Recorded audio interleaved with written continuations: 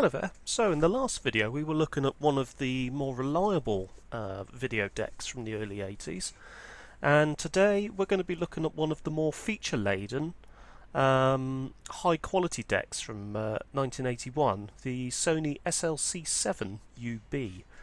Now the problem with the Sony C7 is, although they were very good quality machines, they were very complex and, dare I say, a little bit unreliable.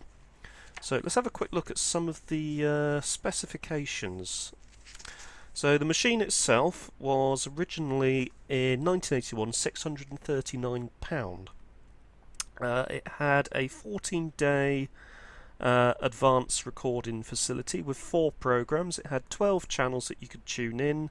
Came with an infrared remote control, slow motion, picture search, direct camera input, and it weighed in at 15.5 kilograms. Now this unit itself did not appear to have any kind of display on the front, or indeed any kind of power go into it. So what I did was I first took the main fuse board, which you can see I'm sort of taking out here, to have a look at some of the fuses to see if any of those fuses had actually blown. Turns out none of the fuses had actually blown.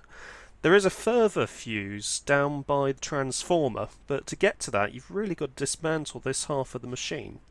The fuse nearer the transformer looks a little bit suspect, so I'm wondering if that's been under a bit of undue pressure at any point. I've also noticed that the machine itself is covered in this sort of dusty, sort of gritty sort of substance, which I've been sort of gradually vacuuming off the boards as I've been sort of going along. What I've also noticed as well is there does appear to have been some spillages which have sort of affected some of the metal components on the machine. And I'm wondering, judging by the fact that there's a tape in the machine, if this actually failed in service due to somebody spilling something on it or something getting knocked onto it at some point.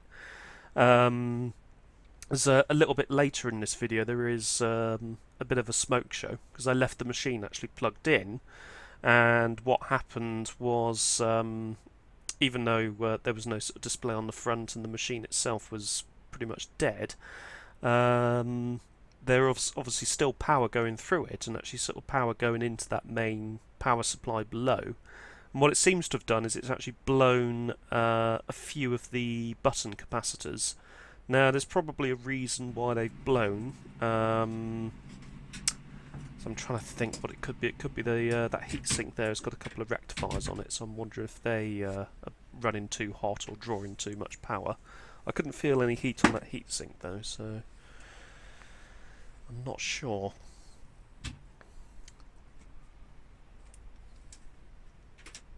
So here's a pop there that you can hear. That's just me in the background. And there you go. Poof. So what I actually did for the rest of this video was I stripped the machine down a bit further and actually took the power supply out of the machine itself. To get the power supply out fully, you've actually got to get the bottom cover off the machine and flip the 2 main video processing boards underneath and servo control boards underneath the machine. Got to flip those upwards, and then there's 2 screws holding that power supply in. So there's actually a screw on the top side, a couple of screws underneath, and then you've got to actually take the transformer with you. The transformer's actually hard soldered into the power supply board itself. So with the overall condition of this machine, I'm beginning to think that it is probably going to be a spares deck for another C7 that I've actually got that is in, as far as I know, is actually in working order. So I need to get that repatriated from my mother's house at some point and actually have a look at that. So that'll come in a later video. I am actually interested to see if this machine will power up, so I'm still half tempted to replace the capacitors and rectifiers on that power supply board and actually see if it will power up. But because I've got a working C7, well, I believe it's working, it was certainly working when I put it into storage, because I've got a C7 anyway that seems to be in working condition and has not had anything spilt on it at any point. I'm not in a huge rush to actually do it. One thing I will do is actually get that tape that you can see there out of this machine, just so we can actually see what's on it. I mean, looking at the era of the tape, I'd say that's probably sort of late 80s, early 90s, so God knows what's on there. Could be something interesting, and certainly we will be taking a look at some point. So what I've just removed there is the actual main timer module and clock display. You can see behind there is this little board which I'm attacking now, and that board has got another fuse on it. So the machine itself has got many fuses for various reasons, to obviously sort of cover power supply for the camera that you could plug in and various other things.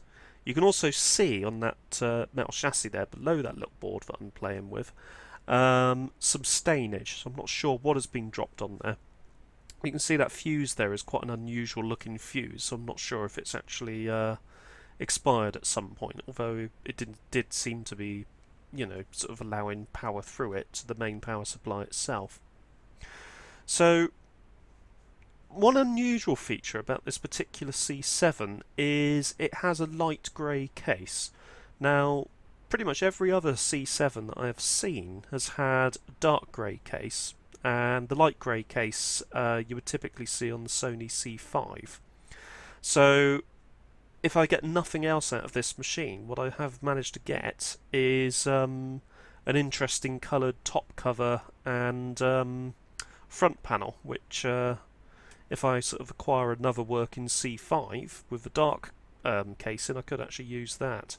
As you can see there with that bottom bit there, you can see a bit of rust on that bottom cover. Now the nice feature about these machines is this bottom board arrangement. So both the boards are held in by a series of gold screws, and the black screws you don't need to touch because they're actually on a couple of bars that link both the boards together. You would only typically touch those if you're going to be separating the boards for any reason.